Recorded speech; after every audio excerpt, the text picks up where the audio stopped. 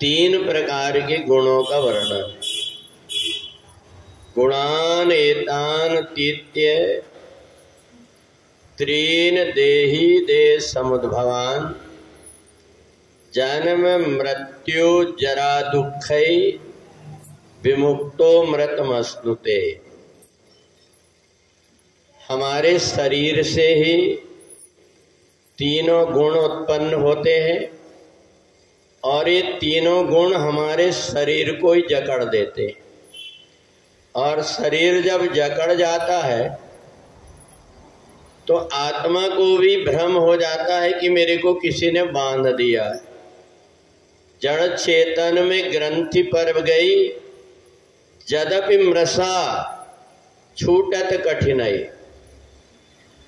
जैसे शरीर में सतोगुण बढ़ता है, शरीर सतोगुण से बंध जाता है। रजोगुण बढ़ता है तो रजोगुण से शरीर बंध जाता है, और तमोगुण बढ़ता है तो तमोगुण से शरीर बंध जाता है। बंधा तो शरीर है, परंतु ये भ्रम हो जाता है कि मैं बंध गया हूं आत्मा को। और आत्मा को जब भ्रम हो जाए, जैसे हमें अगर कोई रस्सी पड़ी हुई हो और ये भ्रम हो जाए कि सांप पड़ा हुआ है, तो व्यक्ति डरते रहता है। पर उजाला में जब देख लेता है कि नहीं सांप नहीं रस्सी है, तो उसका भ्रम दूर हो जाता है। ऐसे ही गठान का है। हमको ऐसा लगे कि ये कपड़े में गठान पड़ गई, और जबकि गठान नहीं पड़ी है, और भ्रम हो जाए कि गठान पड़ गई है, तो व्यक्ति वो गठान को खोलने की कोशिश करता है। पर गठान हो तो खुले, गठान है ही नहीं है।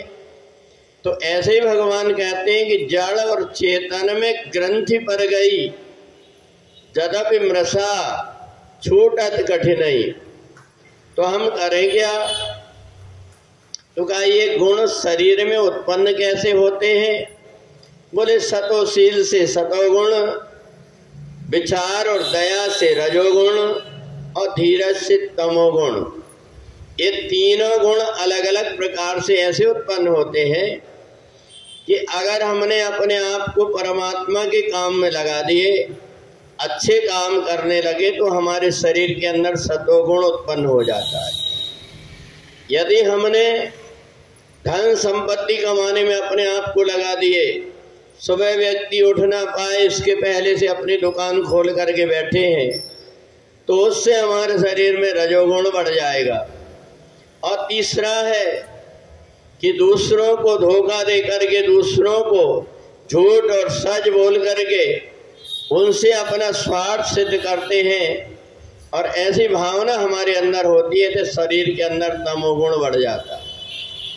परंतु इन तीनों से भी हट करके एक अवस्था है, और एक अवस्था वो है जो गुणातीत अवस्था होती है।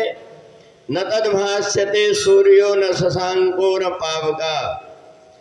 जब ये जीवात्मा अच्छे कर्म करता है, उससे कोई पूछता है कि तुम तो बड़े भगत आदमी हो, इतना ज्ञान है तुमको, इतना अच्छा तुम मंत्र बोलते हो, इतना अच्छी कथा करते हो, तो वो कहता है तुमको भ्रम हो गया है, ये सब मेरा नहीं है, किसी का दिया हुआ प्रसाद है। और जब उसके अंदर जो कुछ अच्छा कर्म कर रहा है उसका अभिमान भी नहीं है, तो वो व्यक्ति गुणातीत हो जाता है। तो इसलिए तमोगुणी व्यक्ति भी धीरे धीरे रजोगुणी बन सकता है, और रजोगुणी भी सतोगुणी बन सकता है, और सतोगुणी व्यक्ति भी गुणातीत बन सकता है। उसको थोड़ा सा प्रयत्न करना पड़ता है।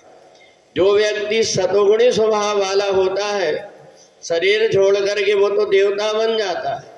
रजोगुणी व्यक्ति को फिर से यही कोलू के बैल जैसे फिर से चलना पड़ता है, फिर आकर के धंधा पानी में लगा रहता है। और तमोगुणी वाला व्यक्ति मर करके कीड़े मकोड़े आदि जीव जंतु बन करके भुगतते रहता है। तो इसलिए ये तीनों प्रकार के जो गुण हैं, इन गुणों में हमें परमात्मा से जुड़ना चाहिए। और परमात्मा से जब कभी जुड़े तो हम आत्मा से जुड़े, केवल दिखावा करने के लिए नहीं। यदि हम परमात्मा की भक्ति कर रहे हैं तो हमें कौन देख रहा है ये नहीं, बल्कि परमात्मा मेरे को देख रहे हैं, इसलिए मेरा भाव, मेरा मन शुद्ध हो, इस भाव से हम परमात्मा की भक्ति करें। तो इसलिए जो व्यक्ति परमात्मा से जुड़ जाता है वो परमात्मा की शरण में पड़ा हुआ व्यक्ति गुणातीत होकर के जन्म और मरण के बंधन से छूट जाता है। हम राम जी के, राम जी हमारे हैं, हम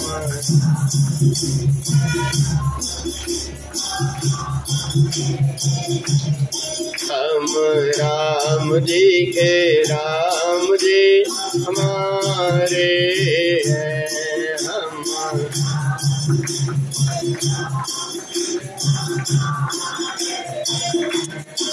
मेरे प्राणों से भी प्यारे